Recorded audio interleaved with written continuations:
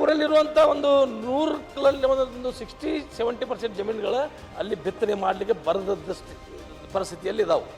ಗೋವಾ, ಮಹಾರಾಷ್ಟ್ರದಲ್ಲಿ ಬಾಂಬೆ ದುಡಿಲಿಕ್ಕೆ ಹೋಗ್ತಾ ಇರುವಂಥದ್ದು. ನಾವು ವೋಟರ್ಸ್ ಹೇಳಿದಾಗ ಸರ್, ಚುನಾವಣೆ ಬಂದಾಗ ಅವ್ರನ್ನೆಲ್ಲ ಮಹಾರಾಷ್ಟ್ರದಿಂದ ಕರೆಸಬೇಕು ವೋಟಿಂಗ್ ಮಾಡಿಸ್ಲಿಕ್ಕೆ. ಈ ನಮ್ಮ ಪರಿಸ್ಥಿತಿ ಇದೆ ಇವತ್ತಿನ ದಿವಸ.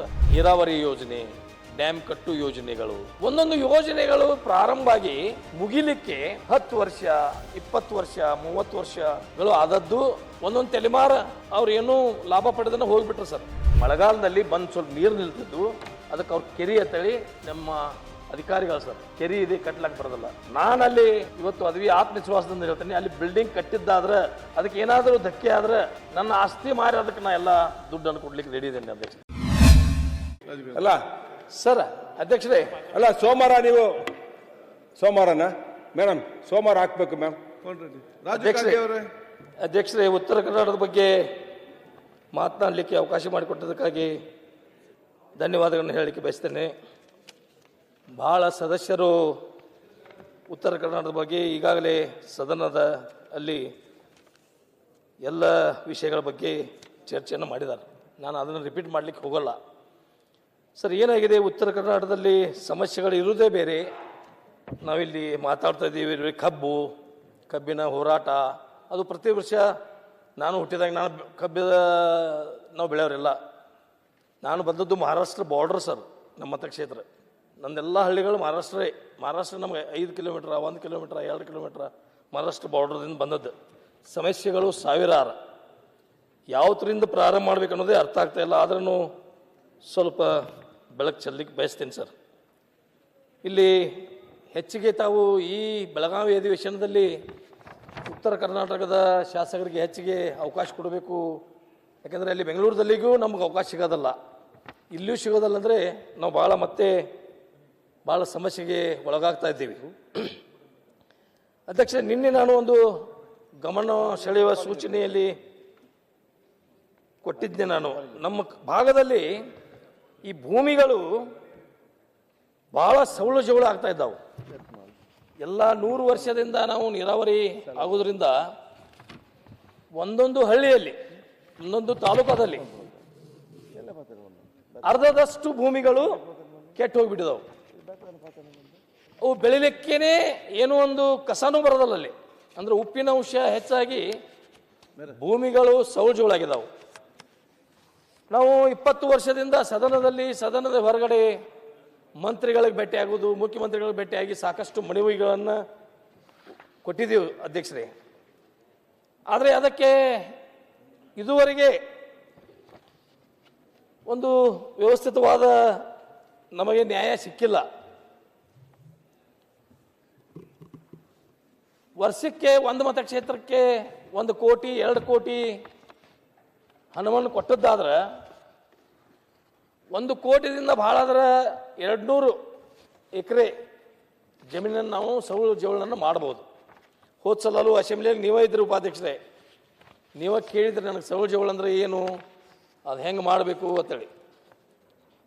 ಅದಕ್ಕಾಗಿ ಇದು ಪದೇ ನಾವು ಅಸೆಂಬ್ಲಿಯಲ್ಲಿ ಮಾತಾಡೋದು, ಮಂತ್ರಿಗಳಿಗೆ ಭೇಟಿ ಆದವು. ನಾನು ಮೊನ್ನೆ ಈ ಗಮನ ಸೆಳೆ ಸೂಚನೆ ಬಂದಾಗ ಅವಾಗ ಹೇಳಿ, ನಾನು ಈ ಸಮಯ ಸಾಕಾಗಲ್ಲ, ನನಗೆ ವಿಶೇಷವಾಗಿ ಏನು ಉತ್ತರ ಕರ್ನಾಟಕದ ಬಗ್ಗೆ ಮಾತಾಡ್ತೀನಿ, ಆ ಸಂದರ್ಭದಲ್ಲಿ ಈ ವಿಷಯಗಳನ್ನ ತೊಗೋತೀನಿ ಅಂದಾಗ ಅಧ್ಯಕ್ಷರು ಅದಕ್ಕೆ ಒಪ್ಪಿಗೆ ಕೊಟ್ಟಿದ್ರು.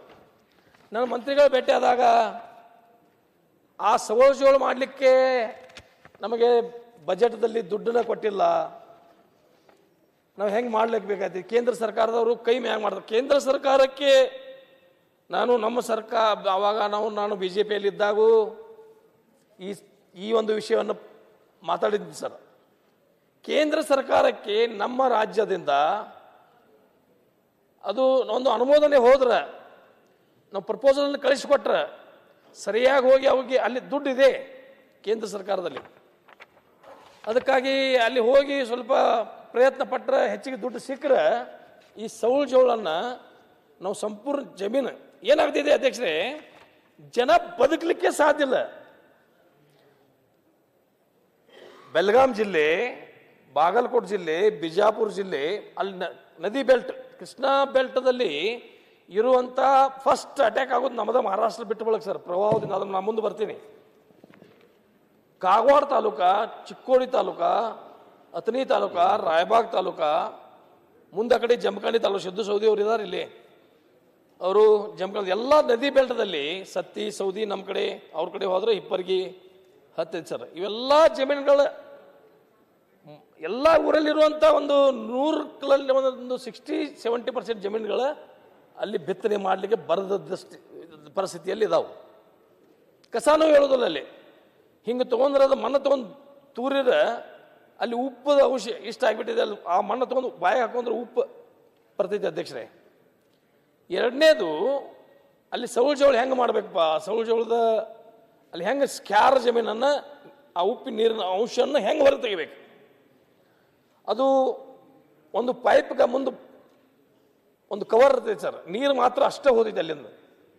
ಅದು 3 ಫೂಟು 4 ಫೂಟು ಭೂಮಿಯಲ್ಲಿ ಹಾಕಿದ್ದಾದ್ರೆ 50 ಫೂಟಿಗೆ ಹಾಕಿ ಒಂದು ಮೇನ್ ಡ್ರೈನ್ ಕೂಡಿಸಿ ಅದನ್ನು ಎಲ್ಲಾದರೂ ಔಟ್ಲೆಟ್ ಮಾಡಿದ್ದಾದ್ರೆ 2-3 ವರ್ಷದಲ್ಲಿ ಆ ಸೌಳು ಜೋಳ ಭೂಮಿ ಫಲವತ್ತಾಗಿ ಮತ್ತು ಬೆಳೆಯಲಿಕ್ಕೆ ಈ ನಾವು ಉದಾಹರಣೆಗಳು ಮಾಡಿದ್ದೀವಿ.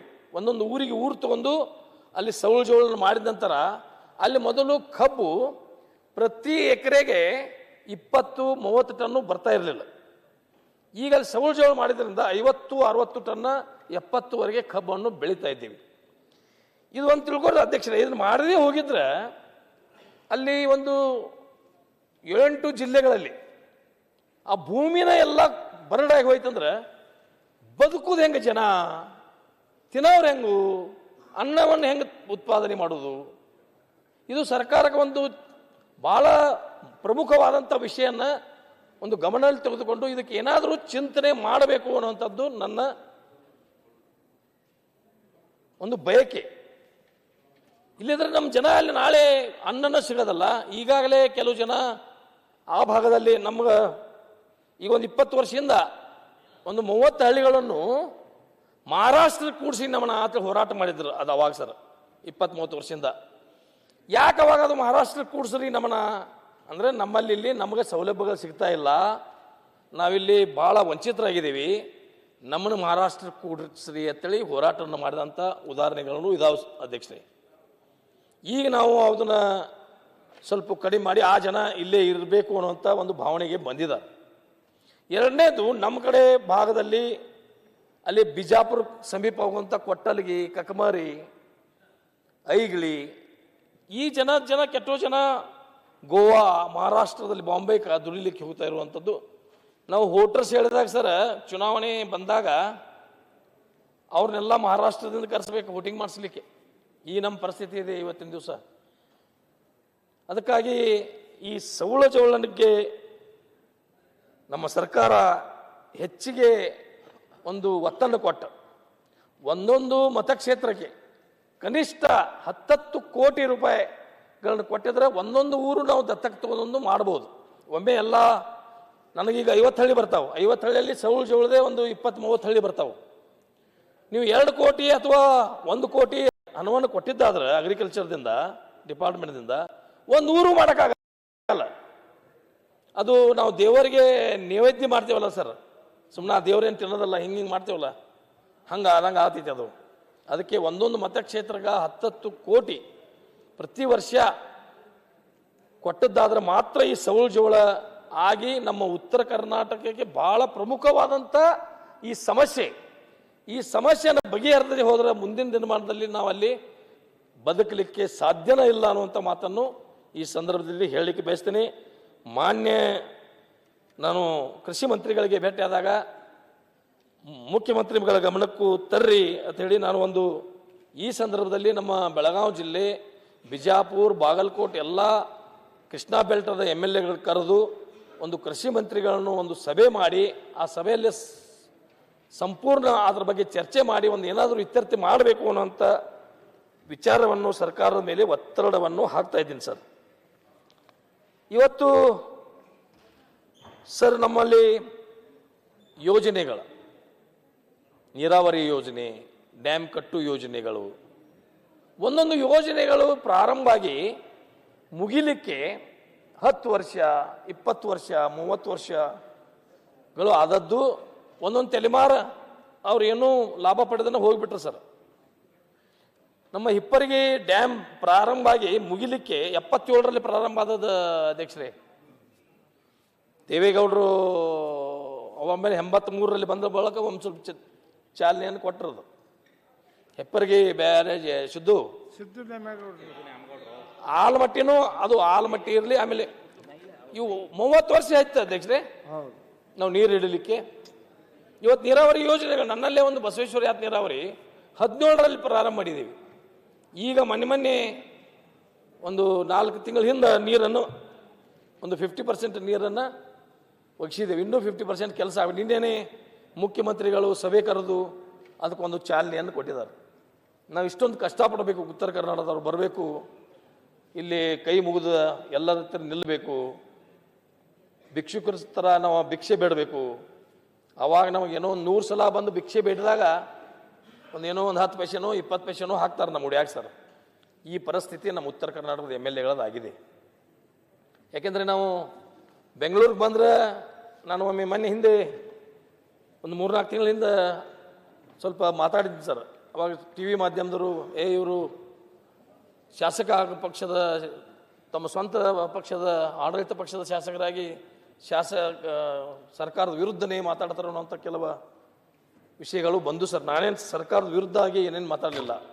ಅಧಿಕಾರ ಚುಕ್ಕಾಣಿ ಸರಿಯಾಗಿ ಆಗಬೇಕು, ಅಧಿಕಾರಿಗಳು ಪಾರದರ್ಶಕವಾಗಿ ಕೆಲಸ ಮಾಡಬೇಕು. ಅಧಿಕಾರಿಗಳು ಒಂದು ಕೆಲಸ ಅಧ್ಯಕ್ಷರೇ ಟೆಂಡರ್ ಆಗಿ ಅದು ಕೆಲಸ ಮುಗಿಲಿಕ್ಕೆ ಎಷ್ಟು ದಿವಸ ಬೇಕು, ಉಳಿದ MLAಗಳು ನನಗೆ ಗೊತ್ತಿಲ್ಲ ಎಷ್ಟು ದಿವಸನಾಗ ಮುಗಿಸ್ತಾರೋ. ನಮ್ಮಲ್ಲಿ ಅನ್ಕ 2 ವರ್ಷ 3 ವರ್ಷ 4 ವರ್ಷ ಆಗಲಾಗತೈತಿ. ಒಂದು ಚೇಂಜ್ ಆಫ್ ವರ್ಕ್ ಮಾಡಬೇಕಾದ್ರೆ ಸರ ಚೇಂಜ್ ಆಫ್ ವರ್ಕ್ ಆಗಿ ಅಪ್ರೂವಲ್ ಬೆಂಗಳೂರಿಗೆ ಹೋಗಿ ಮತ್ತು ಇಲ್ಲಿಂದ AWE ಎಜುಕೇಟೆಡ್ ಇಂಜಿನಿಯರ್ ಜಿಲ್ಲಾ ಆಡಳಿತದಿಂದ ಸರ್ಕಾರಕ್ಕೆ ಹೋಗಿ ಬರಬೇಕಾದ್ರೆ 2 ವರ್ಷ ಬೇಕು. ಕೆಲವು ಕೆಲಸಗಳು ನಾವು ಈಗ ತೊಗೊಂಡು ನಾವೇನು ಮುಂದಿನ ಸಲ ಹೋಗಿಬಿಟ್ಟಿರ್ತೀವಿ ಸರ್. ಬೇರೆ MLAಗಳು ಕೈ ಹಿಡಿಯುವಂಥ ಪರಿಸ್ಥಿತಿನೂ ಉದ್ಭವ ಆಗುವಂಥದ್ದು ಇದೆ ಅನ್ನುವಂಥ ಮಾತನ್ನು ಇಲ್ಲಿ ಹೇಳಿಕ್ಕೆ ಬಯಸ್ತೇನೆ ಸರ್. ಪರಿಶುದ್ಧ ನಂದಿನಿ ಹಾಲಿನಿಂದ ತಯಾರಿಸಿದ ನೈಜ ನಂದಿನಿ ಐಸ್ ಕ್ರೀಮ್ಸ್ ಯೋಜನೆಗಳು ಈಗ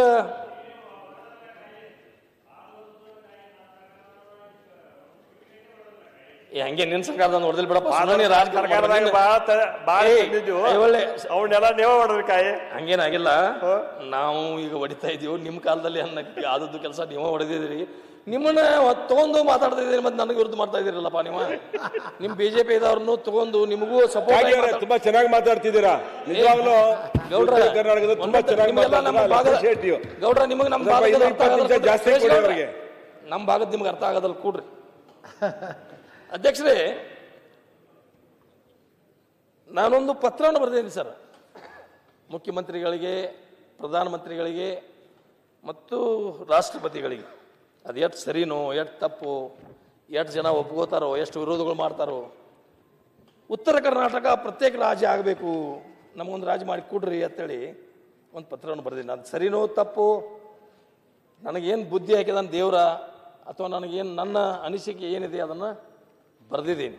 ಅದಕ್ಕೆ ಕೆಲವು ಪತ್ರಿಕೆಗಳು, ಕೆಲವು ಕನ್ನಡ ಪರ ಸಂಘಟನೆಗಳು ವಿರೋಧ ಮಾಡಿದರು, ಕೆಲವು ಸಂಘಟನೆಗಳು ನನ್ನ ಪರನೂ ಮಾಡಿದರು.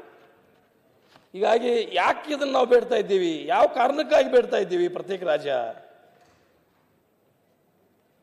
ಇಲ್ಲಿ ಸರ ಒಮ್ಮೆ ಒಂದು ಕಾರ್ಯಕ್ರಮದಲ್ಲಿ, ಗುಲ್ಬರ್ಗಾದಲ್ಲಿ ಒಂದು ಕಾರ್ಯಕ್ರಮದಲ್ಲಿ ಮುಖ್ಯಮಂತ್ರಿನೂ ಇದ್ದರು, ಉಪಮುಖ್ಯಮಂತ್ರಿನೂ ಇದ್ದಾಗ ನಮ್ಮ ಹಿರಿಯರು, ನಮ್ಮ ಪಕ್ಷದ ರಾಷ್ಟ್ರೀಯ ಅಧ್ಯಕ್ಷರು ಆದಂಥ ಮಲ್ಲಿಕಾರ್ಜುನ್ ಖರ್ಗೆ ಅವರು ಅಲ್ಲೊಂದು ಮಾತನ್ನು ಹೇಳಿದರು ಸರ್. ಕಲ್ಯಾಣ ಕರ್ನಾಟಕಕ್ಕೆ 5,000 ಕೊಡ್ತೀವಿ, 5,000 ಕೋಟಿ ಕೊಡ್ತೀವಿ, 5,000 ಕೋಟಿ ಕೊಡ್ತೀವಿ. ಆದರೆ ಪದೇ ಪದೇ ನೀವು ಯಾಕೆ ಹೇಳ್ತೀರಿ? ಅಲ್ಲಿ ಮುಖ್ಯಮಂತ್ರಿಯವರೇ ಮತ್ತು ಉಪಮುಖ್ಯಮಂತ್ರಿಯವರೇ, ನೀವು ನಮಗೆ 50,000 ಕೋಟಿ ಕೊಟ್ಟರೂ ಇನ್ನೂ ನಿಮ್ಮ ಜೊತೆಗೆ ಬರಲಿಕ್ಕೆ ಆಗೋದಲ್ಲ ಅನ್ನುವಂಥ ಮಾತನ್ನು ನಮ್ಮ ಅಧ್ಯಕ್ಷರೇ ಹೇಳಿದ್ದಾರೆ. ಅಧ್ಯಕ್ಷರೇ, ಆಮೇಲೆ ಕಲ್ಯಾಣ ಕರ್ನಾಟಕ ಕೊಡ್ಲಿಕ್ಕೆ ನಂದೇನು ವಿರೋಧಿಲ್ಲ.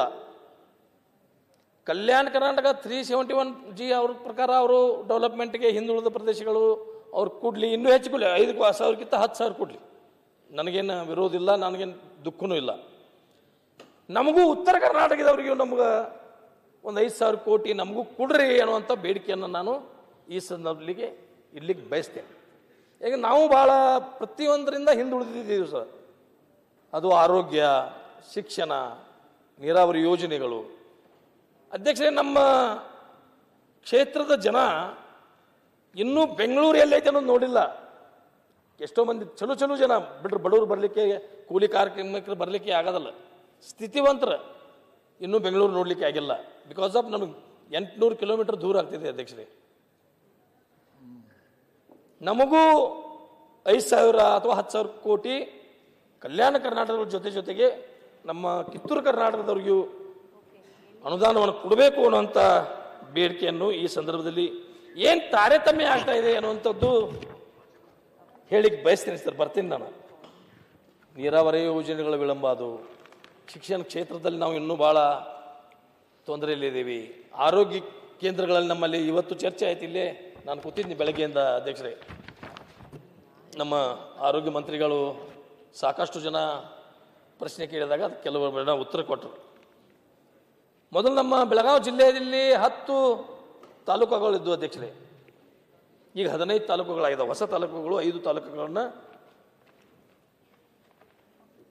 ಮಂಜೂರುಗಳನ್ನು ಮಾಡಿದ್ದಾರೆ. ಅದು ಕಾಗವಾಡ, ನಿಪ್ಪಾಣಿ, ಆಮೇಲೆ ಮೂಡಲಗಿ, ಯರಗಟ್ಟಿ, ಕಿತ್ತೂರು ಮಾಡಿ 17ರಲ್ಲಿ ಅಧ್ಯಕ್ಷರೇ ಕಾಗವಾಡ ಮಾಡಿ. ಇನ್ನೂವರೆಗೆ ಒಂದು ಸಿಂಗಲ್ ಇನ್ಫ್ರಾಸ್ಟ್ರಕ್ಚರ್, ಒಂದು ತಹಸೀಲ್ದಾರ್ ಆಫೀಸ್, ಅದು ಬಾಡಿಗೆ ಕಟ್ಟಡದಲ್ಲಿ ನಡೆಸ್ತಾ ಇದ್ದೀವಿ. ತಹಸೀಲ್ದಾರ್ ಆಫೀಸ್ ಬಾಡಿಗೆ ಕಟ್ಟಡದಲ್ಲಿ ನಡೆಸ್ತಾರೆ. ಇನ್ನೂ ಎಲ್ಲ ಕಚೇರಿಗಳು ಬರುವ ಯಾವಾಗ, ಆ ತಾಲೂಕಾ ಡೆವಲಪ್ಮೆಂಟ್ ಆಗೋದು ಯಾವಾಗ, ಅಲ್ಲಿ ಎಲ್ಲ ಕಚೇರಿಗಳು ಯಾವಾಗ, ಇವಾಗೂ ಸಹಿತ ನಾವು ಅಥಣಿಯಲ್ಲೇ ಹೋಗ್ತೇವೆ ನಾವು. ಈಗ ಏನಾಗಿದೆ ಅಧ್ಯಕ್ಷರೇ, ಪ್ರಜಾಸೌಧವನ್ನು ಕೊಟ್ಟರು ನಮ್ಮ ಕಂದಾಯ ಸಚಿವರು. ನನಗೂ ಪ್ರಜಾಸೌಧ ಕಟ್ಟಡ 8,60,00,000 ಅಧ್ಯಕ್ಷರೇ. 8,60,00,000 ಪ್ರಜಾಸೌಧ ಕಾಗವಾಡಕ್ಕೆ ಕಟ್ಟಡಕ್ಕೆ ಕೊಟ್ಟಿದ್ದೀವಿ ಅನ್ನುವಂಥ ಆರ್ಡರನ್ನು ಈ ಹೋದ ವರ್ಷ, 1 ವರ್ಷ ಆಯ್ತು ಸರ್. ಈಗ ಇನ್ನೂವರೆಗೆ ಅದ್ರ ಬಗ್ಗೆ ಏನೂ ಕ್ಯಾರೇ ಇಲ್ಲ.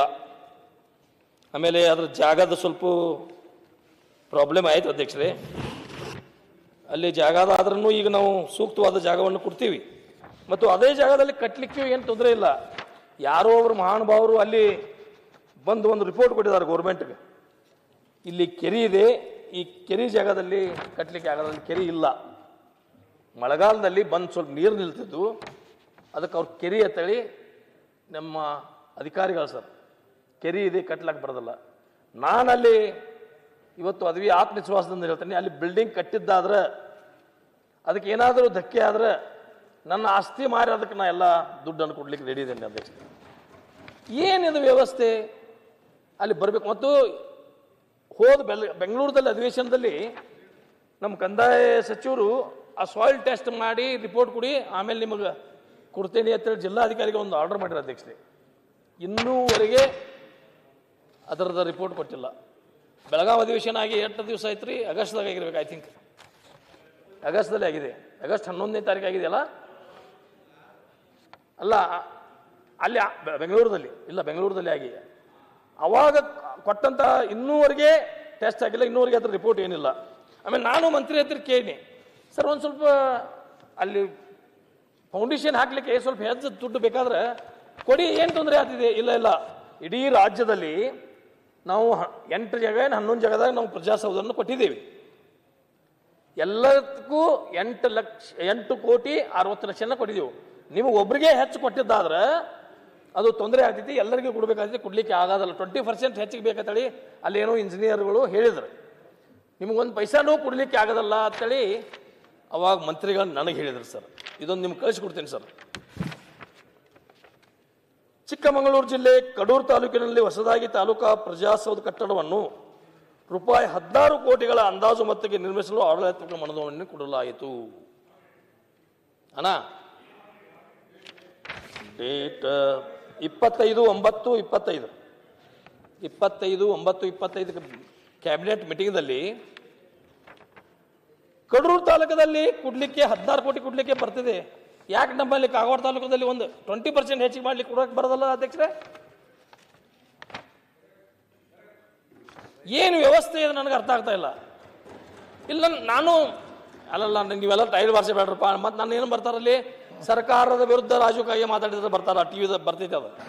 ನಾನು ಸರ್ಕಾರ ವಿರೋಧ ಪರವಾಗಿಲ್ಲ ಅಧ್ಯಕ್ಷರೇ. ನನ್ನ ತೊಂದರೆ ಆದದ್ದು ಏನು ಸಮಸ್ಯೆ ಇದೆ ಅದನ್ನು ಮಾತಾಡ್ತಾ ಇದ್ದೀನಿ. ನೀವ್ಯಾಕೆ ಟಳಿ ಬರ್ಸ್ತಾರೆ ಅಂತ ಸುಮ್ಕೊಂಡ್ರಲ್ಲ.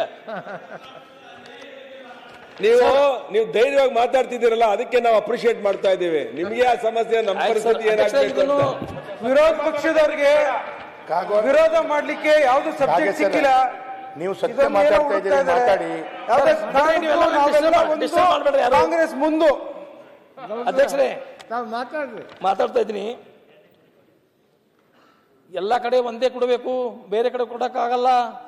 ಅವ್ರು ಕೊಟ್ಟರೆ ಗದ್ದಲಾತಿದೆ, ಇದು ಸಮಸ್ಯೆ ಇದೆ, ಕೊಡ್ಲಿಕ್ಕೆ ಬರೋದು ಅಂತ ಹೇಳಿ ಕಡೂರಲ್ಲಿ ಹೆಂಗೆ 16 ಕೋಟಿ ಕೊಟ್ಟರು ಸರ್? ಇದು ನನಗೂ 16 ಕೋಟಿ ಕೊಡಬೇಕು ಅನ್ನೋಂಥ ಮನವಿಯನ್ನು ಈ ತಮ್ಮ ಮುಖಾಂತರ ಸರ್ಕಾರಕ್ಕೆ ನಾನು ಮನವಿಯನ್ನು ಮಾಡ್ಕೋತಾ ಇದ್ದೀನಿ, ಒತ್ತಾಯನೂ ಮಾಡ್ತಾ ಇದ್ದೀನಿ. ಯಾಕೆ ಸರ್ ತಾರತಮ್ಯ ಇದು? ಒಬ್ಬರಿಗೆ ಸುಣ್ಣ, ಒಬ್ಬರ ಕಣ್ಣಿಗೆ ಸುಣ್ಣ, ಒಬ್ಬರ ಕಣ್ಣಿಗೆ ಬೆನ್ನಿನ? ನಾವೇನು ಪಾಪ ಮಾಡಿದ್ದೀವಿ ಉತ್ತರ ಕನ್ನಡದವರು? ಇದಕ್ಕಾಗೇ ನಾವು ನಮ್ಮ ಪ್ರತ್ಯೇಕ ರಾಜ್ಯ ಕೊಡಿ, ಎಲ್ಲರೂ ವಿರೋಧ ಮಾಡ್ರಿ ಇರುವಾರ ನಾವೊಬ್ಬರೇ ಪ್ರತ್ಯೇಕ ರಾಜ್ಯದ ಕೂಗು ಮಾಡವರೇ. 224 MLAಗಳು ವಿರುದ್ಧ ಮಾಡಿದ್ರು, ಎಷ್ಟೇ ಸಂಘಗಳು ಎಷ್ಟೇ ಸಂಸ್ಥೆಗಳು ಎಲ್ಲರೂ ವಿರುದ್ಧ ಮಾಡಿದ್ರೆ ನಾ ಮಾತ್ರ ಪ್ರತ್ಯೇಕ ರಾಜ್ಯದ ಕೂಗನ್ನು ಹೋರಾಟ ಮಾಡವ. ಏನು ಇರಲೇಬೇಕಾದ್ರೆ ಸಾಯಲಿ ಅಧ್ಯಕ್ಷರೇ, ಸಾಯುವ ಮಟ್ಟ ಹೋರಾಟ ಮಾಡಿದ ಆಗಲೇಬೇಕಾದ್ರೆ ಬಿಡಲಿ. ಈ ಥರ ನಮಗೆ ತೊಂದರೆ ಯಾರಿಗೆ ಹೇಳ್ಕೊಳ್ಳೋದು? ತಡಿಯಣ್ಣ ನೀನು ಬಸ. ಅದಕ್ಕಾಗಿ ಇದು ಒಂದು ಸರ್. ಎರಡನೇದು ಅಧ್ಯಕ್ಷರೇ, ನಮ್ಮಲ್ಲಿ ಬ್ರಿಡ್ಜ್ಗಳು ಪ್ರಾರಂಭ ಮಾಡಿದ್ದಾರೆ. ಎಲ್ಲಿ ಹೋಯ್ತಾರೆ ಅದಕ್ಕಾಗದ? ಬ್ರಿಡ್ಜ್ಗಳು ಪ್ರಾರಂಭ ಮಾಡಿ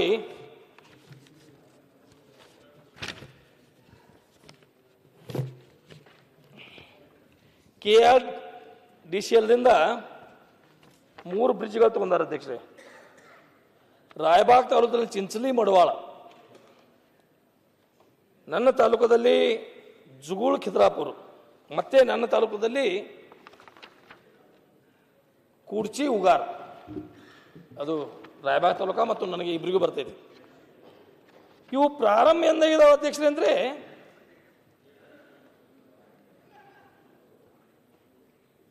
2005ರಲ್ಲಿ ಅಧ್ಯಕ್ಷರೇ. ಇನ್ನೂ ಏನಲ್ಲಿ ಇಲ್ಲ. ಒಂದು ದಿವಸ ನದಿಯಲ್ಲಿ 4 ಪಿಲ್ಲರ್ಗಳನ್ನು ಏರಿಸಿ ಮ್ಯಾಗ ಸ್ಲ್ಯಾಪ್ ಹೋಗುತ್ತಾರೆ ಅಧ್ಯಕ್ಷರೇ. ಆ ಕಡೆ ಈ ಕಡೆ ಜನಸಂಪರ್ಕ ಮಾಡಲಿಕ್ಕೆ ಆಗ್ತಾನೆ ಇಲ್ಲ. ಇವರು ನಮ್ಮಲ್ಲಿ ಇಲ್ಲೇ ನಮ್ಮ ಬಾಲಕೃಷ್ಣ ಅವರೇ ಅಧ್ಯಕ್ಷರದಾರ ಅಧ್ಯಕ್ಷರೇ. ಅವ್ರನ್ನ ಕೇಳಿ ಅವ್ರನ್ನ ಕರ್ಕೊಂಡು ಹೋಗಿದ್ದೀವಿ ಸರ್. ಐವಳಿಗೂ ಗೊತ್ತೈತಿ. ನಾವೊಮ್ಮೆ ಕರ್ಕೊಂಡು ಹೋಗಿ ಅಲ್ಲೆಲ್ಲ 3 ಬ್ರಿಡ್ಜ್ಗಳನ್ನ 3 ಬ್ರಿಡ್ಜ್ ಒಬ್ಬೇ ಕಾಂಟ್ರಾಕ್ಟರ್ ಕೊಟ್ಟಿದ್ದಾರೆ ಸರ್. ಅವಾಗ 100 ಕೋಟಿಗೇನೋ ಕೊಟ್ಟಿದ್ದಾರೆ 5ರಲ್ಲಿ.